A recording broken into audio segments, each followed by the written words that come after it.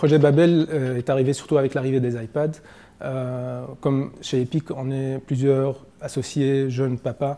On avait envie justement d'associer toutes les compétences qu'on avait, aussi bien au niveau illustration qu'en développement, pour faire un livre pour enfants sur tablette où on pouvait à la fois associer le son, l'image, les animations et les interactions, et surtout pouvoir les tester sur nos enfants, ce qui était juste le bon moment à ce moment-là. Une histoire comme celle de Babel met pas mal de temps à mûrir, d'abord au niveau simplement de trouver les idées, de faire une histoire qui est bien ficelée. Il y a évidemment toute la phase de storyboard, et surtout comme on passe cette histoire-là sur iPad, c'est un travail très différent d'un livre classique où pour chaque image, il faut réellement essayer de trouver les interactions qui fonctionnent bien. Une fois que tout ceci est mis en place, alors il y a la phase effectivement d'illustration, il faut redécouper toutes les illustrations pour pouvoir les animer.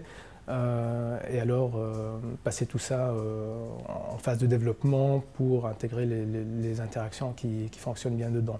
On a aussi travaillé donc avec des animateurs et avec des musiciens et des gens qui font des effets sonores pour que pour chaque illustration on ait un thème musical un petit peu différent. Alors il y a la phase de narration où là on a demandé à des acteurs professionnels justement de lire le texte. On a utilisé deux acteurs, donc un en anglais et un en français. Une fois qu'on a eu tous ces éléments-là mis en place, il y a eu toute une phase de test sur des enfants, donc les nôtres, mais aussi des enfants qu'on connaissait.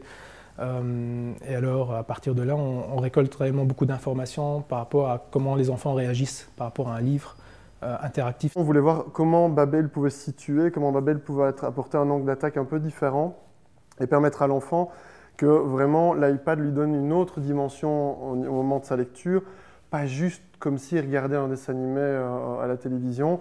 On a passé du coup pas mal de temps à télécharger, tester d'autres livres sur iPad, de voir un peu le style d'interaction qu'il proposait, de voir comment donner plus de profondeur à l'histoire grâce à ces animations et aux possibilités offertes par le tactile. On s'est rendu compte que notre application se situe un peu dans une niche où on a d'un côté, on a tous les livres qui sont des portages des grands succès, des contes, des dessins animés qu'on voit à la télé et qui sont plus des portages classiques pour donner une extension à ce que l'enfant voit à la télévision. À côté de ça, on a des projets qui techniquement sont très pointus parce qu'ils essayent vraiment de tester des choses.